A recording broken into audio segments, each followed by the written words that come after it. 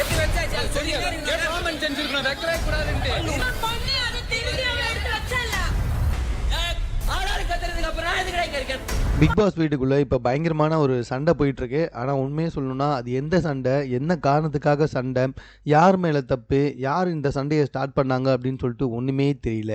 எல்லாருமே கத்திக்கிறாங்க. வீட்டுக்குள்ளே இருக்க 13 பேருமே வந்துட்டு கத்துன்னு கத்திக்கிட்டு இருக்காங்க.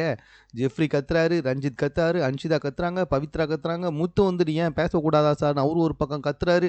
இப்படி எல்லாருமே கத்திக்கிட்டே இருக்காங்க. விஷால் கடைசியில் கடுப்பாயிட்டு பயங்கரமாக அவருமே கத்த ஆரம்பிச்சிட்டாரு.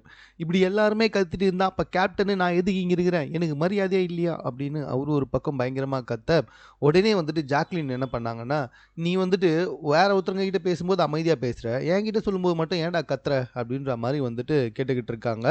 ஸோ ஏன்னா ஜாக்லின் கிட்ட பேசும்போது தான் நான் பேசிக்கிட்டு இருக்கேன்ல, அப்புறம் நீ ஏன் தேவையில்லாமல் கத்துற, எனக்கு மரியாதை இல்லையா அப்படின்னு கேட்டார். இதனால தான் கடுப்பாயிட்டு ஜாக்லினும் அப்படி பேச ஆரம்பிச்சிட்டாங்க. ஆனால் உண்மையிலே சண்டை யாருக்கு அப்படின்றது சுத்தமாக தெரியவே இல்லை. யார் இந்த சண்டையை ஆரம்பித்தாங்கன்னு தெரியல. எனக்கு என்னவோ ஜெஃப்ரி ரஞ்சித் சார் மேலே தான் டவுட்டாக இருக்குது. கொஞ்சம் வெயிட் பண்ணி பார்ப்போம். ஸோ யார் இந்த சண்டையை ஆரம்பித்து வைக்கிறாங்கன்னு சொல்லிட்டு இந்த டாஸ்க் ஆரம்பித்தோன்னே நானே அதை உங்களுக்கு இன்ஃபார்ம் பண்ணுறேன். மேலும் பிக் பாஸ் சம்பந்தமான செய்திகளை தெரிந்து கொள்வதற்கு நம்ம 60 செகண்ட் சேனலை சப்ஸ்கிரைப் பண்ணுங்கள்.